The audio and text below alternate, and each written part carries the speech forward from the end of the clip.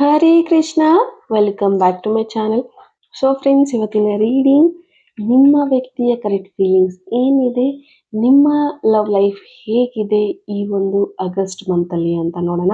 August ಮಂತ್ನ love reading ಆಗಿರುತ್ತೆ, general reading ಆಗಿರುತ್ತೆ, collective ಆಗಿರುತ್ತೆ. ನಿಮ್ಮ ಜೊತೆ ರೆಸನೇಟ್ ಆದರೆ ಮಾತ್ರ ತಗೊಳ್ಳಿ.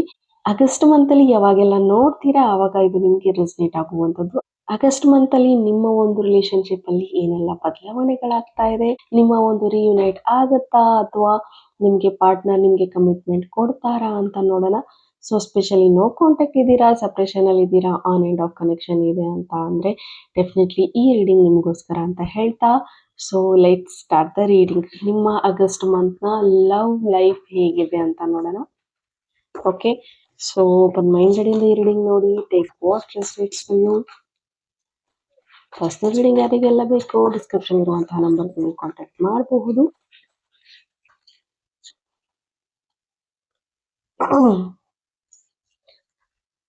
Five of Swords, Ace of Swords,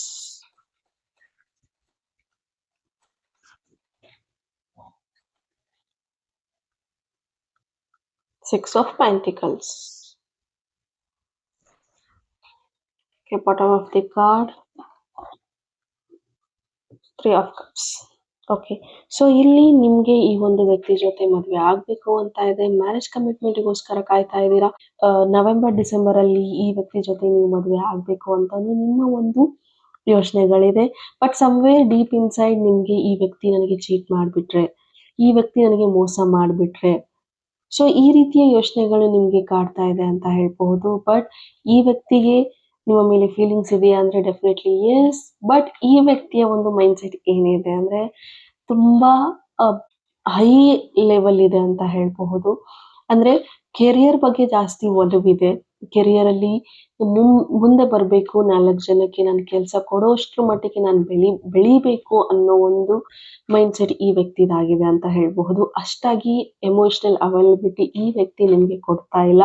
ಹೀಗಾಗಿ ನಿಮ್ಗೆ ಸಹಜವಾಗಿ ಬರ್ತಾ ಇರುವಂತದ್ದು ಈ ವ್ಯಕ್ತಿ ನನಗೆ ಚೀಟ್ ಮಾಡ್ತಾ ಇದ್ದಾರೆ, ಈ ವ್ಯಕ್ತಿ ಲೈಫಲ್ಲಿ ಬೇರೆ ಯಾರೋ ಇದ್ದಾರೆ ಅಂತ. ಬಟ್ ನೋ, ಏನೆಲ್ಲ ಮಿಸ್ಕನ್ಸೆಪ್ಷನ್ ಇದೆ ನಿಮ್ಮಿಬ್ಬರ ಮಧ್ಯೆ, ಏನೆಲ್ಲ ಮಿಸ್ಅಂಡರ್ಸ್ಟ್ಯಾಂಡಿಂಗ್ಸ್ ಇದೆ, ಈ ಒಂದು ಮಂತಲ್ಲಿ ಈ ವ್ಯಕ್ತಿ ಕಡೆಯಿಂದ ಕ್ಲಾರಿಟಿ ಸಿಗುತ್ತೆ ಅಂತ ಹೇಳ್ಬಹುದು. ಡೆಫಿನೆಟ್ಲಿ ಆಗಸ್ಟ್ ಮಂತಲ್ಲಿ ನೀವು ಏನ್ ಅನ್ಕೊಳ್ತಾ ಇದ್ರ, ಈ ವ್ಯಕ್ತಿ ಕಡೆಯಿಂದ ಕಮಿಟ್ಮೆಂಟ್ ಬೇಕು, ಡಿಸೆಂಬರ್ ಅಥವಾ ನವೆಂಬರ್ ಅಲ್ಲಿ ನಾನು ಮದುವೆ ಆಗ್ಬೇಕು ಅಂತ ನೀವು ಅನ್ಕೊಳ್ತಾ ಇದ್ದೀರಾ, ಡೆಫಿನೆಟ್ಲಿ ಈ ವ್ಯಕ್ತಿ ನಿಮ್ಗೆ ಕಮಿಟ್ಮೆಂಟ್ ಕೊಡ್ತಾರೆ ಅಂತ ಹೇಳ್ಬಹುದು. ಅಂಡ್ ಆಲ್ರೆಡಿ ಇವರು ಬಿಸ್ನೆಸ್ ಅಂತೆಲ್ಲ ಇವ್ರು ಸ್ಟಾರ್ಟ್ ಮಾಡ್ಕೊಂಡಿದ್ದಾರೆ ಅಂತಂದ್ರೆ ಅದು ಕೂಡ ವಿತಿನ್ 2-3 ಮಂತ್ಸ್ ಅಲ್ಲಿ ಇವ್ರು ಅನ್ಕೊಂಡಿದ್ದಕ್ಕಿಂತ ಹೆಚ್ಚು ಪ್ರಾಫಿಟಬಲ್ ಆಗಿ ಇವರ ಒಂದು ಕೆರಿಯರ್ ಸ್ಟಾರ್ಟ್ ಆಗುತ್ತೆ ಅಂತ ಹೇಳ್ಬಹುದು, ಕೆರಿಯರ್ ಗ್ರೋತ್ ಆಗುತ್ತೆ ಅಂತ ಹೇಳ್ಬಹುದು.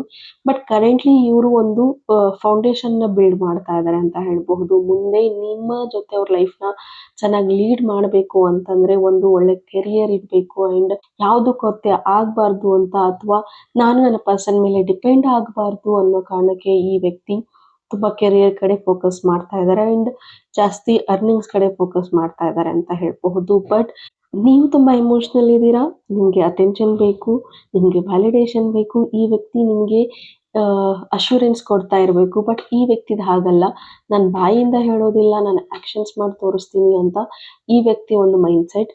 ಬಟ್ ಡೆಫಿನೆಟ್ಲಿ ಈ ವ್ಯಕ್ತಿ ಏನೇ ಹೇಳಿದ್ರು, ಬೇರೆದವರು 1000 ಮಾತಾಡಿದ್ರು ಅದ್ ಕೆಲಸ ಆಗೋದಿಲ್ಲ. ಬಟ್ ನಾನು ಹೇಳೋದಕ್ಕಿಂತ ಅದನ್ನ ಮಾಡಿ ತೋರಿಸ್ತೀನಿ ಅನ್ನೋದು ಈ ವ್ಯಕ್ತಿಯ ಒಂದು ಇಂಟೆನ್ಷನ್ ಅಂತ ಹೇಳ್ಬಹುದು. ಬಟ್ ಇಲ್ಲಿ ನೀವೇನಾದ್ರೂ ಈ ವ್ಯಕ್ತಿ ನಿಮ್ಗೆ ಚೀಟ್ ಮಾಡ್ತಾ ಇದ್ದಾರೆ ಅಂತ ಬೇರೆ ವ್ಯಕ್ತಿಗಳ ಮಾತನ್ನ ನೀವು ಕೇಳಿ ಇನ್ಫ್ಲೂಯೆನ್ಸ್ ಆಗ್ತಾ ಇದ್ರೆ ಅಥವಾ ಕಂಪೇರ್ ಮಾಡ್ಕೊಳ್ತಾ ಇದ್ರೆ, ಬೇರೆದವರ ಪ್ರೀತಿನ ನಿಮ್ಮ ಪ್ರೀತಿಗೆ ಹೋಲಿಸ್ಕೊಳ್ತಾ ಇದ್ರೆ, ಕಂಪೇರ್ ಮಾಡ್ಕೊಳ್ತಾ ಇದ್ದೀರಾ ಅಂತಂದ್ರೆ ಡೋಂಟ್ ಡೂ ದಟ್.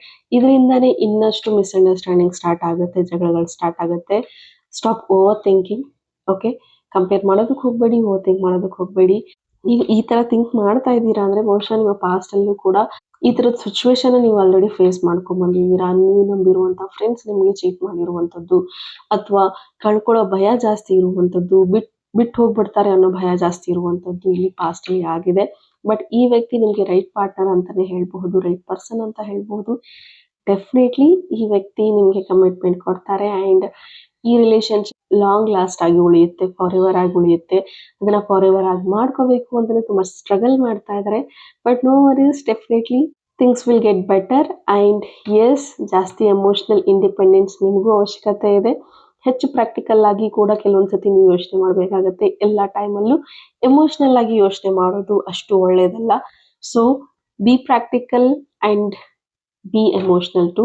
ಬಟ್ ಯಾವಾಗ ಯಾವ ಥರದ ಸಂದರ್ಭದಲ್ಲಿ ಹೇಗೆ ರಿಯಾಕ್ಟ್ ಆಗಬೇಕು, ಹೇಗೆ ರೆಸ್ಪಾಂಡ್ ಮಾಡಬೇಕು ಅನ್ನೋದನ್ನ ನೀವು ಸ್ವಲ್ಪ ಕಲಿಬೇಕಾಗತ್ತೆ. ಬಿಕಾಸ್ ಈ ವ್ಯಕ್ತಿಗೆ ಎಮೋಷನ್ಸ್ ಒಂದು 10% ಇದೆ, 90% ಪ್ರಾಕ್ಟಿಕಲ್ ಥಿಂಗ್ಸ್, ಆಕ್ಷನ್ಸ್ ಓರಿಯೆಂಟೆಡ್, ಈ ಥರದ ಯೋಚನೆಗಳು ಈ ವ್ಯಕ್ತಿದಿದೆ. ಬಟ್ ನಿಮಗೆ ಅಟೆನ್ಷನ್ ಎಲ್ಲ ಬೇಕಾಗತ್ತೆ.